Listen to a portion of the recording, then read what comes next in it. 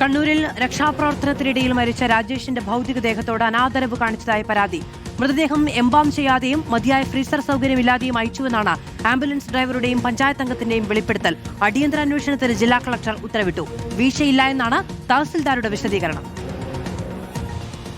മറ്റൊരാളുടെ ജീവൻ രക്ഷിക്കാൻ സ്വന്തം ജീവൻ തന്നെ ഊരി നൽകിയവനോടാണ് ഈ അനാദരവ്. കണ്ണൂർ ചെറുപുഴയിൽ അപകടം നടന്ന 2 ദിവസത്തിന് ശേഷമാണ് രാജേഷിന്റെ മൃതദേഹം കണ്ടെടുത്തത്. അതിനാൽ തന്നെ മൃതദേഹം എംബാം ചെയ്യുകയോ ഫ്രീസർ ഉപയോഗിക്കുകയോ ചെയ്യേണ്ടത് അത്യാവശ്യമാണ്. എന്നാൽ ചാവക്കാട് വരെ മൃതദേഹം എത്തിച്ചത് ഫ്രീസർ ഇല്ലാതെയാണെന്ന് ആംബുലൻസ് ഡ്രൈവർ തന്നെ വെളിപ്പെടുത്തുന്നു. ഏകദേശം ഒരു രാത്രി ഒരു 1:30 കോള് വരുന്നത്.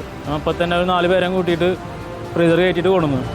ഫ്രീസർ കയറ്റിയിട്ട് ഹയാത്ത് ഹോസ്പിറ്റലിൽ നിന്നാണ് മാറ്റുന്നത്. ഹോസ്പിറ്റലിൽ കോമഡിൽ നിന്ന് ബോഡി മാറ്റുന്നത്. അപ്പോൾ തന്നെ ബോഡിയുടെ കണ്ടീഷൻ ആകെ മോശമായിരുന്നു.